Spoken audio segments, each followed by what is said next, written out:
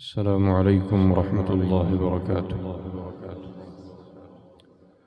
إن الحمد لله نحمده ونستعينه ونستغفره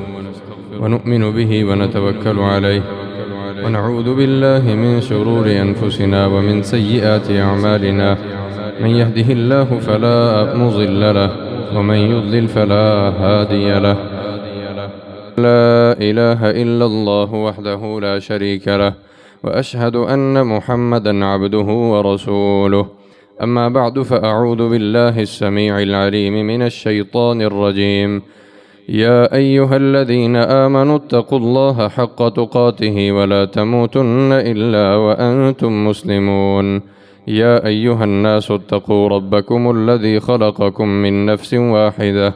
وخلق منها زوجها وبث منهما رجالا كثيرا ونساء.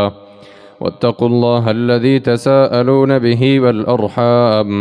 إن الله كان عليكم رقيبا. يا أيها الذين آمنوا اتقوا الله وقولوا قولا سديدا يصلح لكم أعمالكم ويغفر لكم ذنوبكم ومن يطع الله ورسوله فقد فاز فوزا عظيما. أما بعد فأعوذ بالله السميع العليم من الشيطان الرجيم. ولتكملوا العدة ولتكبروا الله على ما هداكم ولعلكم تشكرون. ہر قسم کی تعریفات، تسبیحات، تحمیدات اللہ رب العالمین احکم الحاکمین رب ارض و سما کے لیے بے شمار انگنت لا تعداد درود و سلام ہوں محمد مصطفیٰ احمد مجتبیٰ خاتم الرسل امام الانبیاء سید ولد آدم صلوات اللہ وسلامہ علیہ پر۔ قابل صد احترام بزرگان کرام، گراں قدر نوجوان ساتھیوں، معززات، سامعات، ماؤ بہنوں،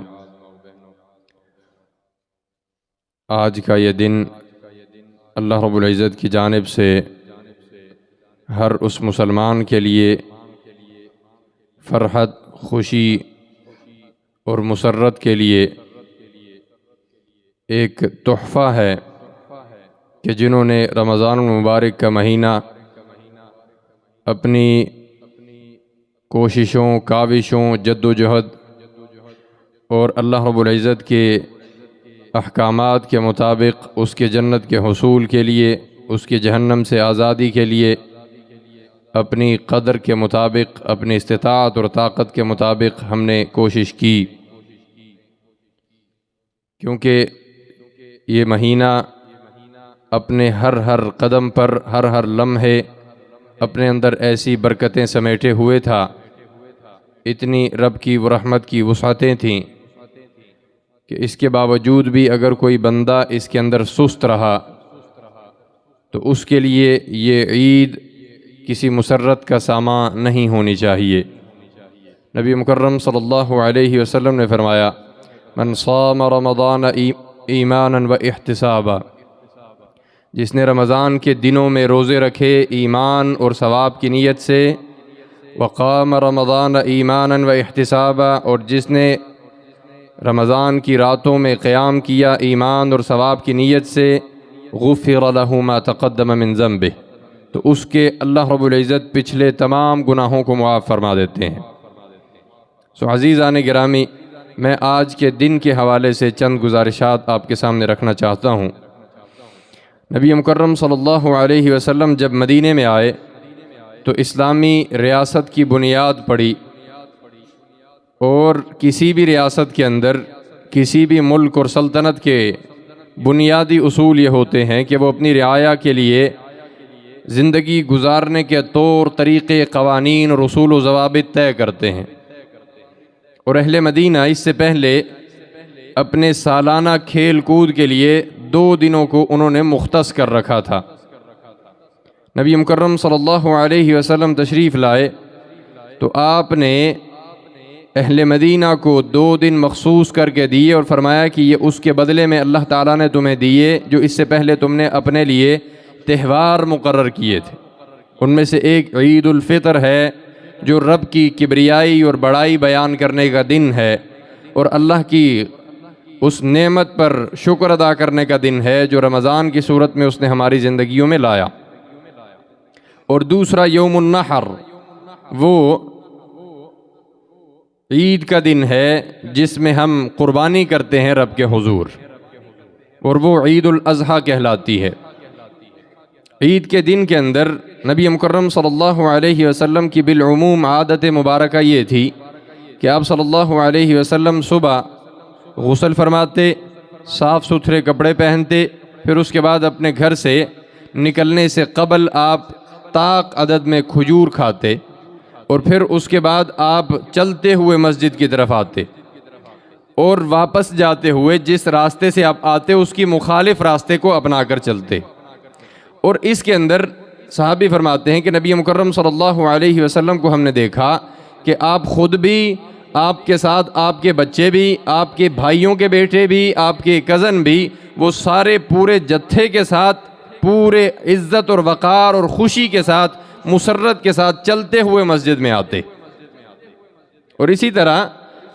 حضرت انس رضی اللہ تعالیٰ عنہ فرماتے ہیں کہ میں نبی صلی اللہ علیہ وسلم کے ساتھ عید کی نماز پڑھنے کے لیے حاضر ہوا تو آپ نے نماز سب سے پہلے پڑھائی اور اس کے بعد آپ نے خطبہ ارشاد فرمایا۔ اور پھر جو اس دن کے اندر سب سے اہم ترین طریقہ ہے، کرنے کا کام ہے، وہ اللہ رب العزت نے قرآن مجید میں روزوں کے بیان کے بعد فرمایا وَلِتُكْمِلُوا الْعِدَّةَ وَلِتُكَبِّرُوا اللَّهَ عَلَى مَا هَدَاكُمْ۔ اللہ تعالیٰ نے جو تمہیں اتنی بڑی ہدایت دی ہے، اتنی بڑی نعمت سے نوازا کہ صحت اور ایمان کی حالت میں تم نے رمضان گزارا، یہ عید کا دن رب کی اس ایمان پر، اس نعمت پر شکر ادا کرنے کا دن ہے۔ اس دن اللہ تعالیٰ کی بڑائی اور کبریائی بیان کرو۔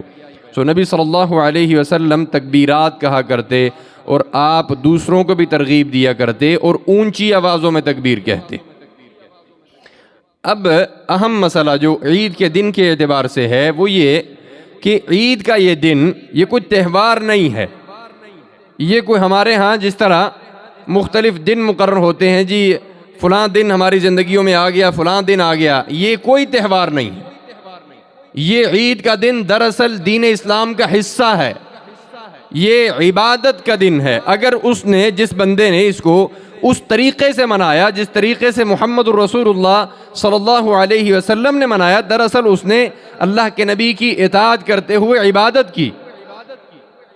اب اس کو تہوار سمجھ لینا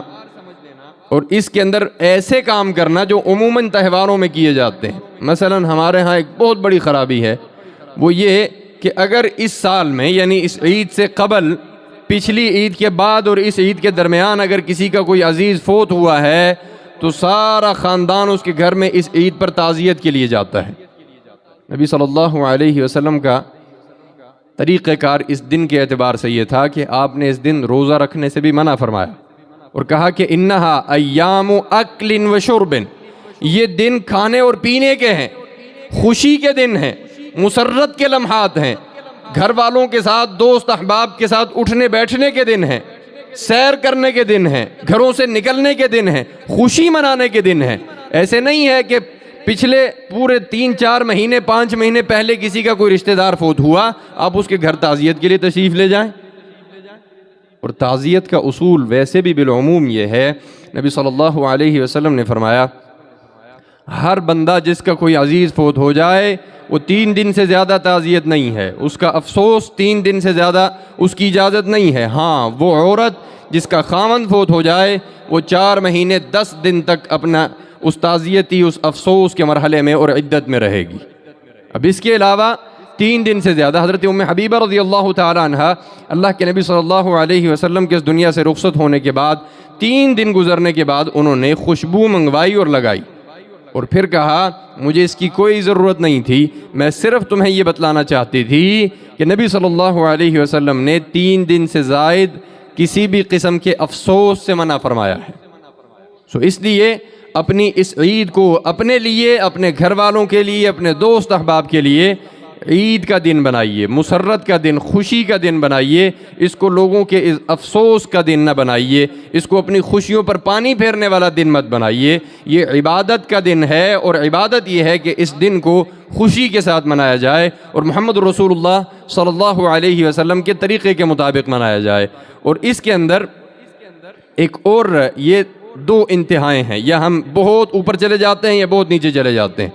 کہ یا تو خوشی نہیں منانی اس کے اندر افسوس ہے، اور یا پھر خوشی منانی ہے تو اس کے اندر بہت حد سے بڑھ جاتے ہیں کہ اس کے اندر ڈھول باجے بھی شروع کر دیتے ہیں، گانے بجانے بھی شروع کر دیتے ہیں، عمومی دین کے بنیادی احکام سے ہی منہ پھیر لیتے ہیں، کوئی بھی نماز نہیں پڑھتے ابتدائی 3 دنوں میں، کہ گویا یہ 3 دن نماز کی معافی کے دن ہے۔